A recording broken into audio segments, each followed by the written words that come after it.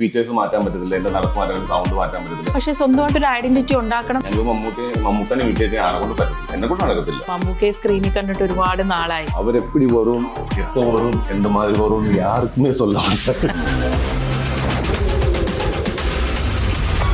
Social മീഡിയയോട് വലിയ താല്പര്യമില്ല. Already ഞാൻ എന്നെ ഓൺ സ്ക്രീനിൽ വിൽക്കുവാണ്.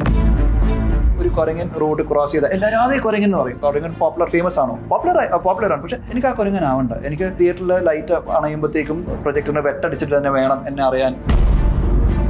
പ്രസിഡന്റ് ആവാൻ സാധ്യത ശ്വേതാ മേനോനുണ്ട്. അതിനെന്തെങ്കിലും ഒരു ഗൂഢാലോചന അങ്ങനെ എന്തെങ്കിലും എന്ന് പറയുന്ന ഒരു നോൺ ചാരിറ്റബിൾ ഓർഗനൈസേഷൻ NGO അവരുടെ ആഗ്രഹം വരണം എന്നാണ്. അത് ഗൂഢാലോചനയാണോ എന്താ? ടൈറ്റിൽ റോൾ അവതരിപ്പിക്കുന്നത് അഷ്കർ. ഞാനൊരു പോലീസ് ഓഫീസറായിട്ടാണ് ചെയ്യുന്നത്. ബേസിക്കലി ഒരു ക്രൈം ത്രില്ലറാണ്. 2 കാലഘട്ടത്തിൽ ഷൂട്ട് ചെയ്യുന്ന ഒരു പടമാണ്. അസ്കർ ഇപ്പോൾ ഒരു സിനിമാ കുടുംബത്തിൽ നിന്ന് വരുമ്പോൾ അവസരങ്ങൾ കിട്ടാനും ഭയങ്കര ഭാരമുള്ളൂ. നമുക്ക് ഇവരുടെ സൈഡിൽ നിന്ന് ആലോചിക്കാൻ പറ്റാത്തൊരു കാര്യം, നല്ല pressure, comparison. Legendary directors, I would say, Sukumar sir. Fight scenes, Pata, we all know about Vani Vishwa. ഒരു വെരി സ്റ്റാർ കാസ്റ്റാണ്. കൂട്ടേട്ടനുണ്ട്, ബാലയുണ്ട്, റിയാസ് ഉണ്ട്, കിച്ചു ഉണ്ട്. 2 റിലീസാണ്. അതെ, പടവും പിന്നെ അതുപോലെ തന്നെ എന്റെ ബേബി റിലീസാണ്. ഓഗസ്റ്റ് 27 കൊച്ചി അസീസിയ കൺവെൻഷൻ സെന്ററിൽ വെച്ച് Dazzler Eterna presence Milestone TV awards 2025 celebrated by IQCAM. കാത്തിരിക്കാം കാഴ്ചയുടെ കൗതുകം ഉണരും വരെ. മൈൽസ്റ്റോൺ മേക്കേഴ്സ് പ്രസൻസ് ആഴങ്ങളിൽ ദ കേസ് ഡയറി എന്ന സിനിമയുടെ വിശേഷങ്ങളുമായി അസ്കർ സൗദാൻ, രാഹുൽ മാധവ്, നീരജ, സാക്ഷി അഗർവാൾ. Hello, hi. എല്ലാവരും സുഖമായിട്ടിരിക്കുന്നോ? സുഖം. ആദ്യം തന്നെ നീരജ, കൺഗ്രാറ്റ്സ് കേട്ടോ. ഞാൻ നീരജ കണ്ടപ്പോ തന്നെ എനിക്ക് ഭയങ്കര സന്തോഷം തോന്നി. ആണോ? കാരണം 7ാം മാസമല്ലേ? അതെ, 7ാം മാസമാണ്. 7ാം മാസമാണ്. അപ്പൊ ഈ ഒരു 7ാം മാസം എന്ന് പറഞ്ഞാൽ വളരെ ക്രൂഷ്യൽ ആയിട്ടുള്ള ഒരു മന്താണല്ലോ. ആ സമയത്ത് തന്നെ സിനിമയുടെ പ്രൊമോഷൻ ആക്ടിവിറ്റീസിലൊക്കെ വളരെ സജീവമായിട്ട് പങ്കെടുക്കാന്ന് പറഞ്ഞാൽ ഇതും നമ്മുടെ അന്നല്ലേ? അതെ, വയറ്റി കിടക്കുന്ന കുട്ടിക്കും ഭയങ്കര അതെ, സന്തോഷം. കുട്ടിക്കും ഈ ഒരു ഇന്റർവ്യൂവിൽ പങ്കെടുക്കാൻ സാധിച്ചതിൽ ഞാൻ നേരത്തെ കാലത്തെ നന്ദി പറയുന്നു. 2 റിലീസാണ്. 2 റിലീസാണ്. അതെ, ഈ 2025 2 സന്തോഷങ്ങളാണ്. ഒന്ന് നമ്മുടെ ഈ പടവും പിന്നെ അതുപോലെ തന്നെ എന്റെ ബേബി റിലീസ്. കുഞ്ഞുമാവയും ഒരുമിച്ച് വരാൻ പോവുകയാണ്. ഓക്കെ, എന്നാലും ഹാപ്പി. അസ്കർ സിനിമയിലെ നായകനാണ് അല്ലേ? അതെന്താ ഒരു തലയാട്ടലിനൊരു ഉറപ്പില്ലാത്ത? ഞാൻ മാത്രം രണ്ടുപേരും കൂടെയാണ് ഈ പടം മുന്നോട്ട് കൊണ്ടുപോകുന്നത്. അഷ്കർ നമ്മുടെ പ്രൊഡ്യൂസറിന്റെ കമ്പനി നായകനാണ്. അപ്പൊ 5ാമത്തെ പടമാണ്. അപ്പൊ 100% അഷ്കർ തന്നെയാണ്. അതില് എല്ലാവരും ഉണ്ട്, പക്ഷെ അതില് ടൈറ്റിൽ റോൾ അവതരിപ്പിക്കുന്നത് അഷ്കർ തന്നെയാണ്. ഞാനിതില് പോലീസ് ഓഫീസറായിട്ടാണ് ചെയ്യുന്നത്. ക്രിസ്റ്റി സാം എന്ന ക്യാരക്ടറാണ് ചെയ്യുന്നത്. പക്ഷെ എന്നേക്കാൾ മുമ്പ് പോലീസ് വേഷം ചെയ്ത ഒരു വലിയ ആളിവിടെ ഇരിപ്പുണ്ട്, ഭയങ്കരമായിട്ട് തകർത്ത ആള്. ഞാൻ ആദ്യമായിട്ടാണ് പോലീസ് വേഷം ചെയ്തത്. ഇഷ്ടംപോലെ പോലീസ് വേഷം ചെയ്തിട്ടുണ്ടല്ലോ. എത്ര പടം ഞാൻ ചെയ്തു? ഞാൻ ഫസ്റ്റ് ആണ് പോലീസ് ഓഫീസറായിട്ട്. എനിക്ക് യൂണിഫോം ആയിട്ട് ഫസ്റ്റ് ആണ്. അതിന് ഏറ്റവും കൂടുതൽ എന്നെ സഹായിച്ച എന്റെ ക്യാമറമാൻ സാറാണ്, പി സുമാർ സാറ്. അദ്ദേഹമാണ് എന്നെ ഒരുപാട് ഹെൽപ്പ് ചെയ്തത്. പിന്നെ അതുപോലെ സുഖേട്ടനോട് ഇരിക്കുന്നതുകൊണ്ടല്ല പറയുന്നത്, മുമ്പിൽ ഇരിക്കുന്നതുകൊണ്ടല്ല പറയുന്നത്. അല്ലാതെ നമ്മള് കുറെ ആക്ടിവിറ്റീസ് പോലീസ് അദ്ദേഹം ഒരുപാട് പടങ്ങൾ ചെയ്ത് വലിയ വലിയ സൂപ്പർ സ്റ്റാറുകൾ വെച്ച് ചെയ്തതാണ്. അപ്പൊ നമ്മളെ വെച്ച് ചെയ്യുമ്പോൾ അത് ഒരുപാട് ഹെൽപ്പ് എനിക്ക് ചെയ്തു. ഇങ്ങനെയാണ് ആക്ടിവിറ്റീസ്, ഇങ്ങനെ ആയിരിക്കണം. ഫൈറ്റിന്റെ സമയത്താണെങ്കിലും നമുക്ക് ഒരുപാട് ഹെൽപ്പ് ചെയ്ത് ക്യാമറമാനാണ്. പിന്നെ രാഹുലും ഞാനും തമ്മിൽ ഭയങ്കര. രാഹുലിന്റെ റോൾ എന്താ ഇതിനകത്ത് ഈ സിനിമയിൽ? ഇതില് ഞാൻ പറഞ്ഞില്ല, ഇതൊരു ബേസിക്കലി ഒരു ക്രൈം ത്രില്ലറാണ്. 2 കാലഘട്ടത്തിൽ ഷൂട്ട് ചെയ്യുന്ന ഒരു പടമാണ്. അതായത് ഒരു ക്യാമ്പസ് സ്റ്റോറി, അത് കഴിഞ്ഞിട്ട് ഒരു ഇടവേള കഴിഞ്ഞിട്ട് ഒരു ഗ്യാപ്പ് കഴിഞ്ഞിട്ട് നടക്കുന്ന, അങ്ങനെ ഒരു ഇന്റർകൾച്ചറൽ ഫ്ലാഷ് കട്ട്സിലൊക്കെ പോകുന്ന നോൺ ലീനിയർ ഫോമാറ്റിൽ പറയുന്ന ഒരു പടമാണ്. നമ്മളെല്ലാവരും കൂട്ടുകാരാണ്, നടക്കുന്ന ഒരു ത്രില്ലറാണ്. അപ്പൊ അതിന്റെ മൊത്തം പറഞ്ഞു കഴിഞ്ഞാൽ അതിന്റെ എന്റെ അഷ്കർ പറഞ്ഞ പോലെ ഇതൊരു വലിയൊരു ഹൈലൈറ്റ്. ഞാനത് കമ്മിറ്റ് ചെയ്യാൻ വലിയ കാര്യം, കാരണം സുഖേട്ടനാണ്. സുഖേട്ടൻ്റെ കൂടെ വർക്ക് ചെയ്യണമെന്ന് വലിയ ആഗ്രഹം ഉണ്ടായിരുന്നു. അതായത് സുഖേട്ടന്റെ ചേട്ടൻ ചന്ദ്രേട്ടന്റെ കൂടെ ഒരു പടം വർക്ക് ചെയ്യാനുള്ള ഭാഗ്യം ഉണ്ടായിട്ടുണ്ട്. അത് കഴിഞ്ഞിട്ട് അവര് ഫാമിലി തന്നെ അത്തരം എക്സ്പീരിയൻസ് നമുക്ക് എന്തെങ്കിലുമൊക്കെ പഠിക്കാൻ പറ്റും എന്ന് പറഞ്ഞിട്ട് സുഖേട്ടൻ മെയിൻലി അതാണ് എൻ്റെ ഹൈലൈറ്റ്. പിന്നെ അഷ്കറിന്റെ കൂടെ ഇവരെ എല്ലാവരും കൂടെ ഒക്കെ വർക്ക് ചെയ്യാൻ പറ്റുന്ന ഒരു ഭാഗ്യം. ഡയറക്ടർ ദിലീപേട്ടനാണ്. All nice. കുറെ ഒരു വെരി സ്റ്റാർ കാസ്റ്റ് ആണ്. കൂട്ടേട്ടനുണ്ട്, ബാലയുണ്ട്, റിയാസ് ഖാൻ ഉണ്ട്, കിച്ചു ഉണ്ട്, അമീർ നിയാസ്, അമീർ നിയാസ്. പിന്നെ നമ്മുടെ തമിഴിലെ സാക്ഷിയായിരുന്നു. സാക്ഷി, തമിഴിലെ സാക്ഷി എടുത്തു പറഞ്ഞിരിക്കുകയാണ് അസ്കർ. എങ്ങനെയുണ്ടായിരുന്നു സാക്ഷി എവരോടൊപ്പം ആക്ടിങ് എക്സ്പീരിയൻസ്? ரொம்பவே நல்லா இருந்தது. I can answer in Tamil, right? Works, right? So it was a really good experience. ரொம்பவே நல்லா இருந்தது. Actually இந்த படத்துல பாத்தீங்கன்னா it's like a crime investigation thriller. ஆனா அதுலயும் ஒரு பியூட்டிஃபுல் ஒரு ரொமான்ஸ் போர்ஷன் இருக்கு. And of course working with legendary directors, I would say Puri Sukumar sir. ஏன்னா அவங்களோட ப்ரீவியஸ் மூவிஸ் நான் பார்த்துருக்கேன். So I was very happy. இந்த படத்துல I'm also doing like a really nice fight scene. So Sukumar sir and அவங்க நம்ம fight master Run Ravi master அவங்க டைரக்ஷன்ல ஐ திங்க் யூனோ இது வரைக்கும் மலையாளம் சினிமால ஃபைட் சீன்ஸ் பார்த்தா we all know about Vani Viswanath ma'am, right? So she is done wonders when it comes to the fight segment. But ഈ female actors fight ചെയ്യുന്ന കാണാൻ തന്നെ ഒരു പ്രത്യേക ഭംഗിയാണല്ലേ? it's a very big challenge. കാരണം നമ്മളെപ്പോഴും ഈ സാക്ഷി ഭയങ്കര മെയിൽ ആക്ടേഴ്സ് ഫൈറ്റ് ചെയ്യുന്നതല്ലേ കണ്ടിട്ടുള്ളൂ. അതിപ്പോ കണ്ട് കണ്ട് കണ്ട് കണ്ട് അവരിനി അടുത്ത് എന്താ ചെയ്യാൻ പോണെന്നുള്ളത് നമുക്ക് അറിയാലോ. നമുക്ക് പണിയില്ലാതാക്കാനുള്ള പരിപാടി. പക്ഷെ ഫീമെയിൽ ആക്ടേഴ്സ് ചെയ്യുമ്പോൾ അത് കണ്ടിരിക്കുന്ന ഒരു പ്രത്യേക ക്യൂരിയോസിറ്റി ആണല്ലേ? സാക്ഷി മലയാളത്തില് രണ്ടാമത്തെ ഫിലിമിലാണ് നായകയായിട്ട്. ബെസ്റ്റിയില് ഫസ്റ്റ് റോഡ് നായകയായിരുന്നു. Second movie case diary. Fight വേണം എന്ന് പറഞ്ഞ അസ്കറോട്ട് ഫൈറ്റ് ഉണ്ടോ ഇതില്? ഞാൻ അത് പറയത്തില്ല. അസ്കർ പോലീസ് ഓഫീസർ അല്ലേ? രാഹുലോട്ട് ഫൈറ്റ് ഉണ്ടോ?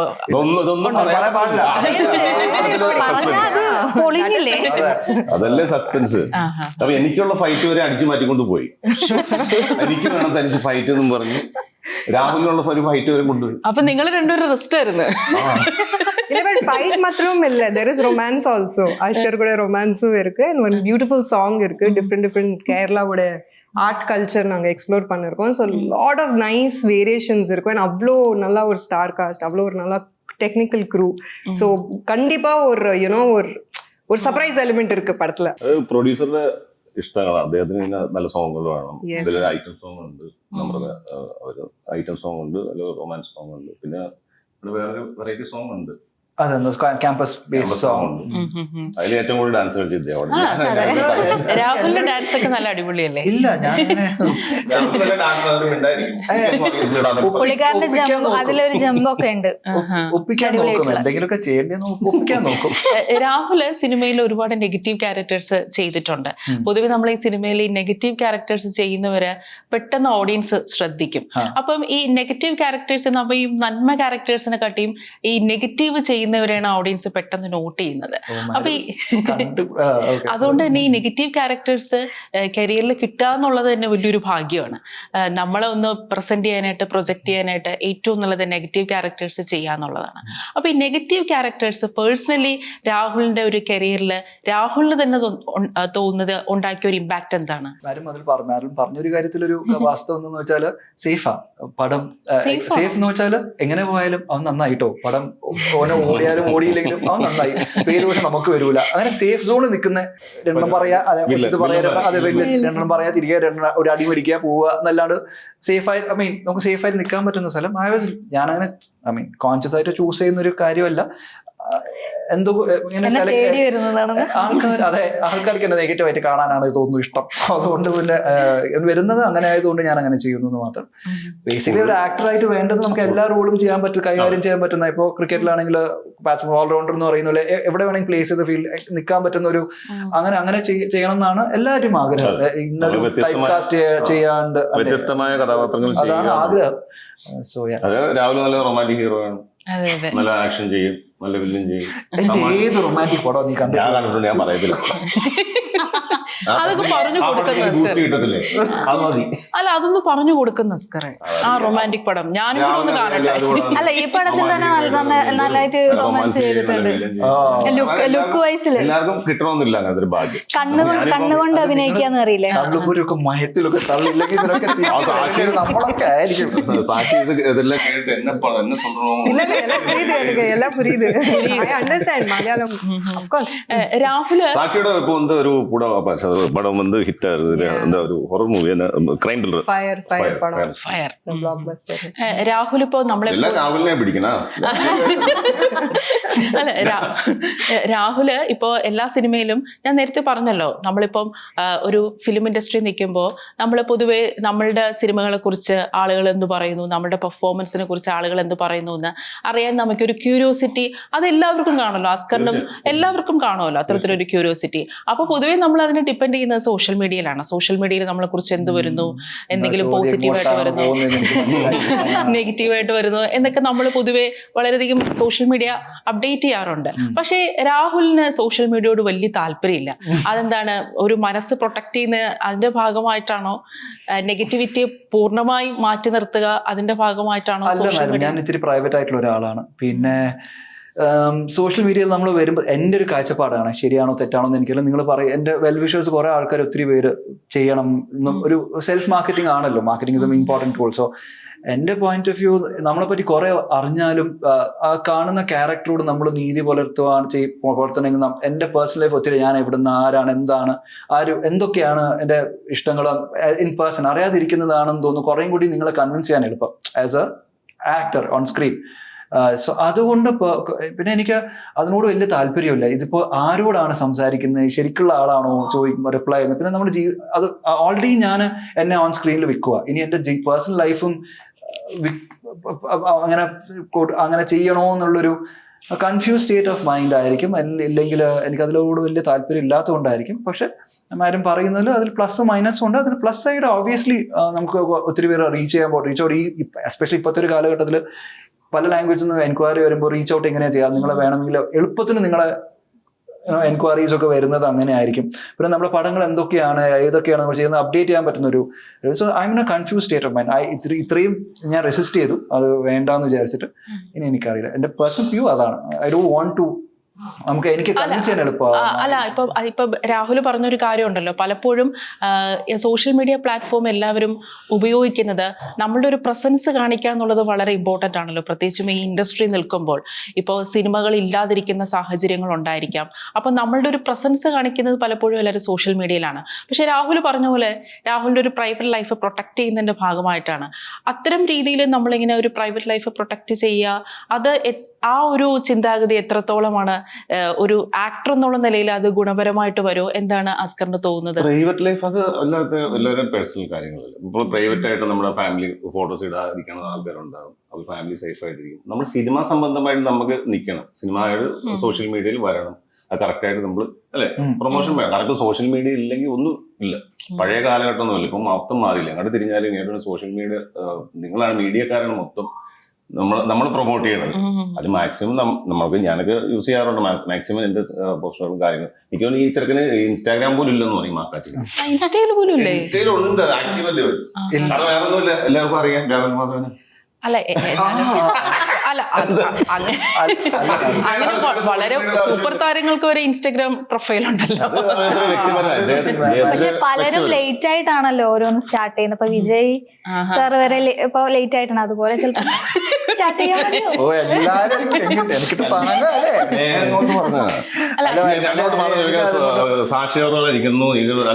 അല്ല അത് അസ്കർ അത് മുഴുപ്പിച്ചില്ല.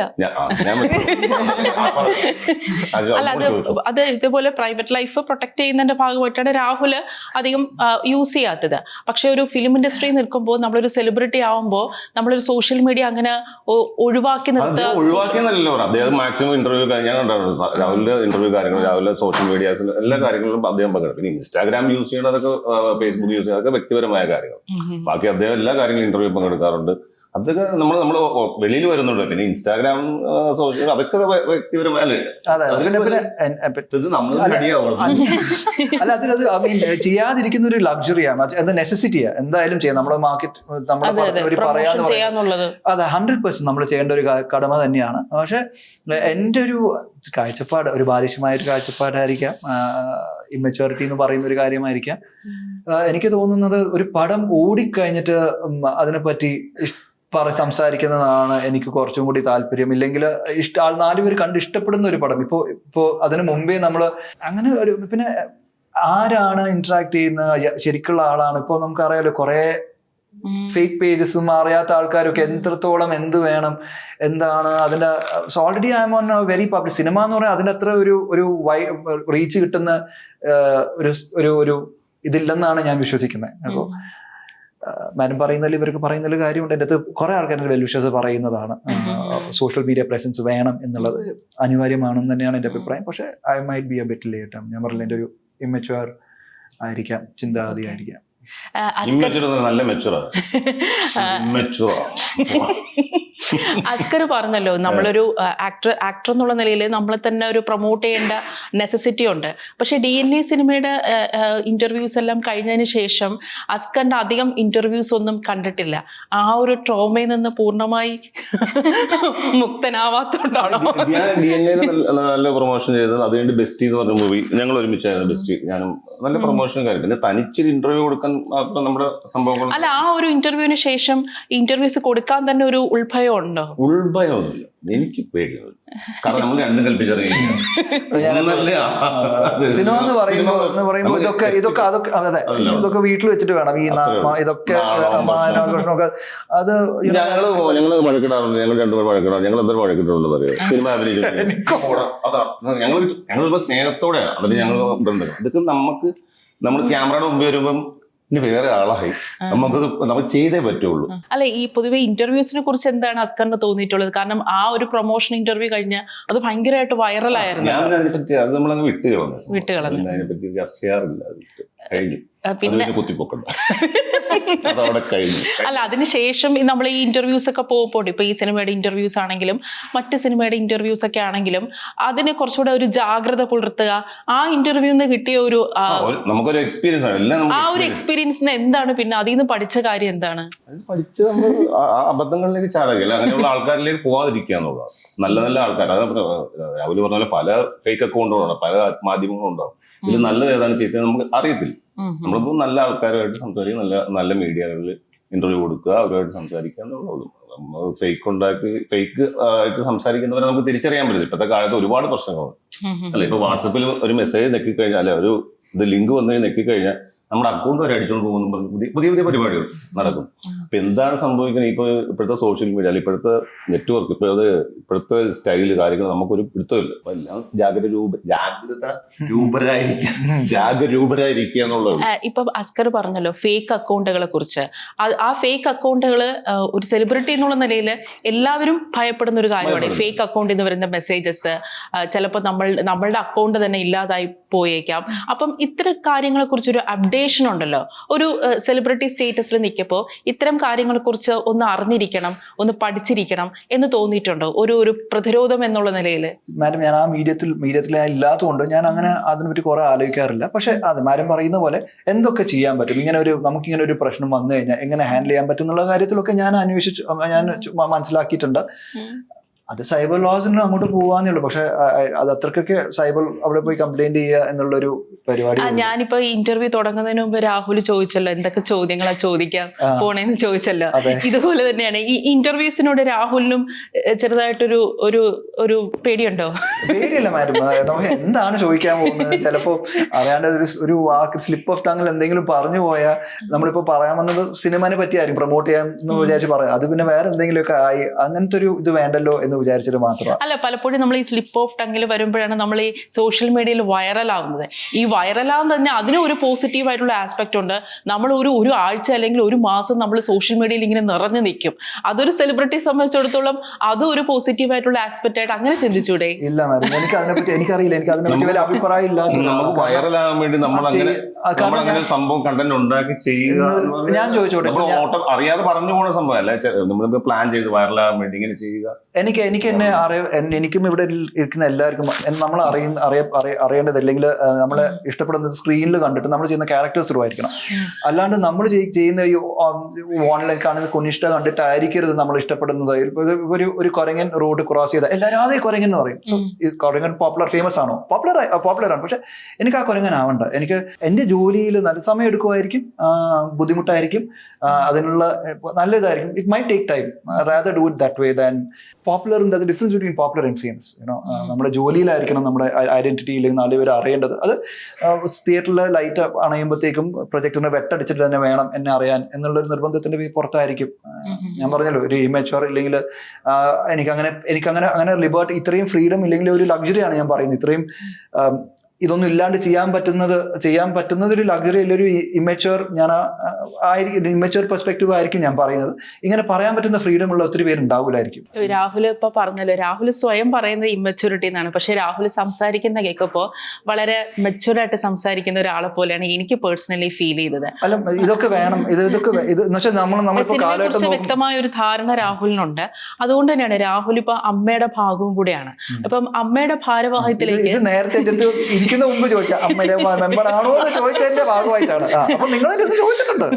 അപ്പൊ രാഹുലിനെ പോലെ ഇത്രയും മെച്ചൂർഡ് ആയിട്ടുള്ള ചെറുപ്പക്കാര് അമ്മയുടെ ഭാരവാഹിത്വത്തിലേക്ക് വരേണ്ടത് ഒരു കാലഘട്ടത്തിന്റെ അനിവാര്യത കൂടിയല്ലേ? അയ്യോ, ആരും ഒരിക്കലും അല്ല. I am not even capable എന്ന് വെച്ചാൽ, അമ്മ എന്ന് പറയുന്ന ഒരു നോൺ ചാരിറ്റബിൾ ഓർഗനൈസേഷൻ, NGO, ഒരു ചാരിറ്റബിൾ കോസിന് വേണ്ടി പ്രവർത്തിക്കുന്ന 1994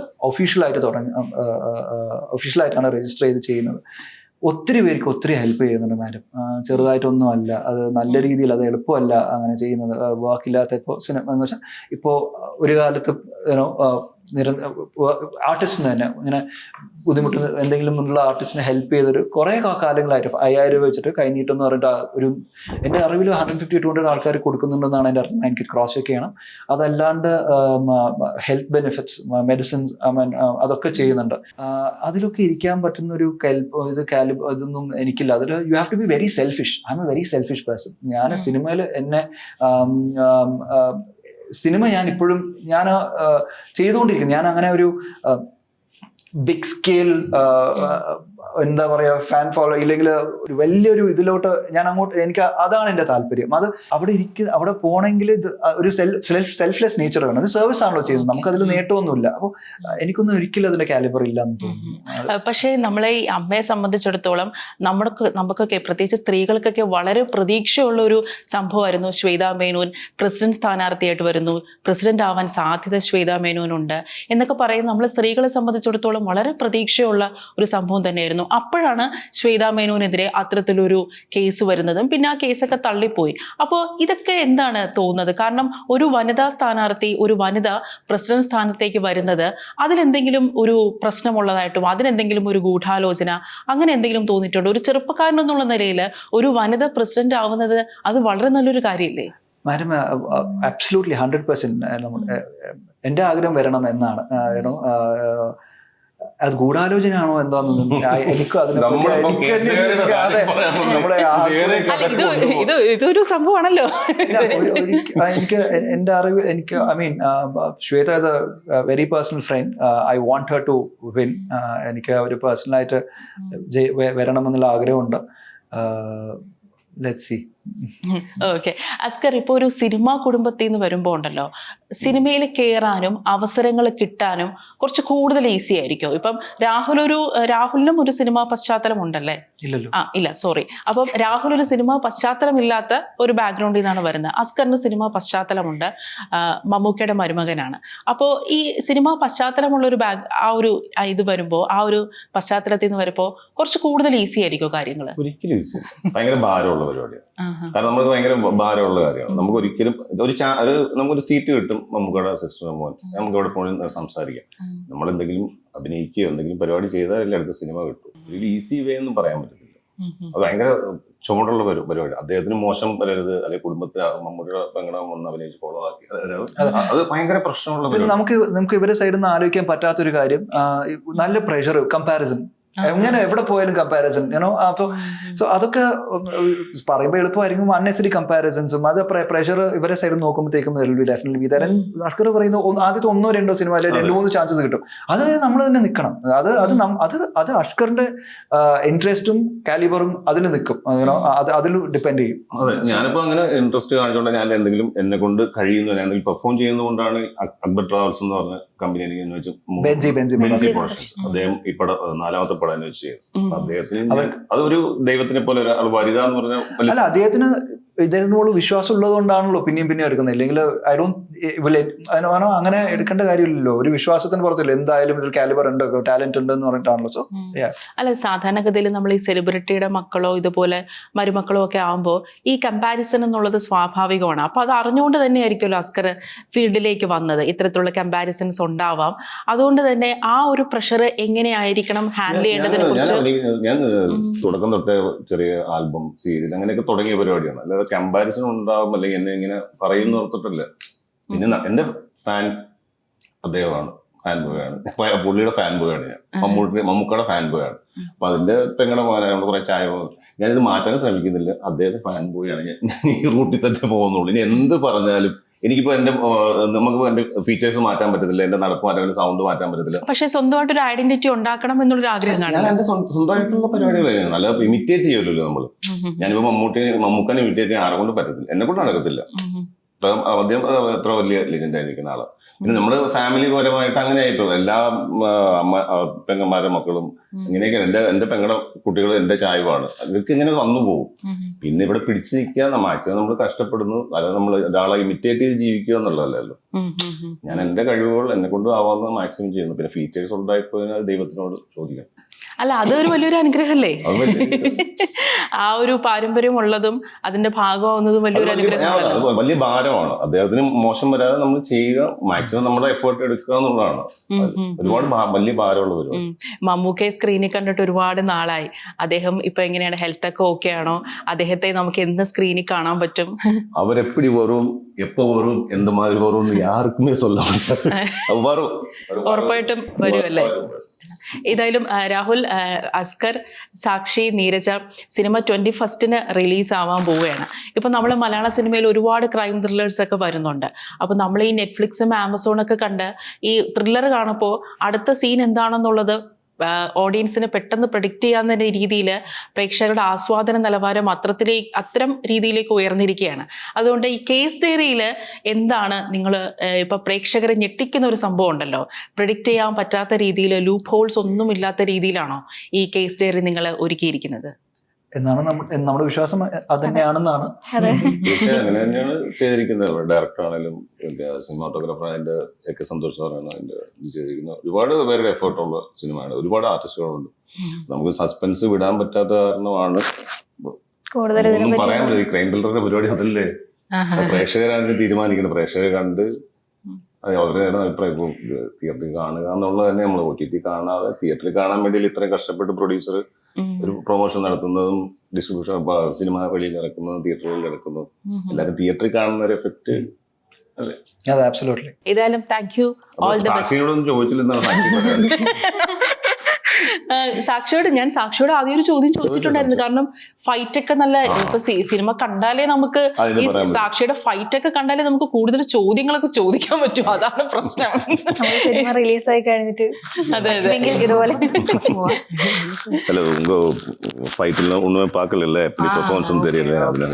ഏതായാലും all the best. Thank you. 21 cinema release ചെയ്യണം. ഓഗസ്റ്റ് 21 തിയേറ്ററിൽ പോയി ചിത്രം കാണാല്ലേ? അതെ, തിയേറ്ററിൽ തന്നെ പോയി കാണുക. ഞങ്ങളുടെ വെറൈറ്റി മുഖങ്ങൾ കാണാം. വലിയ സസ്പെൻസ് ആണ്, അതാണ് പറയുന്നത്. വെറൈറ്റി ലുക്കിലൊക്കെ മാറ്റമുണ്ടോ? ലുക്കിലൊക്കെ മാറ്റം. ഞങ്ങൾ പടം ഒരു ഗ്യാപ്പ്, ഒരു പടം സാക്ഷിയുടെ ലുക്കില് മാറ്റമുണ്ടോ? സാക്ഷിയുടെ ലുക്കിൽ മാറ്റമുണ്ടല്ലേ? ബാക്കിയുള്ള ഞങ്ങളുടെ ലുക്കിലേക്ക് മാറ്റം വേറെ ഒന്നുമല്ല. നമ്മളൊരു ഗ്യാപ്പ്, നമ്മുടെ ഒരു ഷൂട്ട് കഴിഞ്ഞ് ഇത്ര ഗ്യാപ്പ് എടുത്ത് ഞങ്ങൾ എല്ലാവരും ചേഞ്ച് ആകാൻ വേണ്ടി ചെയ്തിട്ട് വീണ്ടും ഷൂട്ട് ചെയ്തതാണ്. 2 ഗെറ്റപ്പുകളുണ്ട്. ഓക്കെ. അപ്പൊ കുറച്ച് ഗ്യാപ്പ് വന്നല്ലേ ഷൂട്ടിങ്ങിന്റെ ഷെഡ്യൂളിലൊക്കെ? അതിനാണ് സസ്പെൻസ് നമ്മൾ. ഓക്കെ. ഏതായാലും ആ സസ്പെൻസ് പ്രേക്ഷകർക്ക് എല്ലാവർക്കും ഇഷ്ടപ്പെടട്ടെ. സിനിമ അടിപൊളിയാവട്ടെ, വലിയൊരു ഹിറ്റ് ആവട്ടെ. Thank you so much. Okay.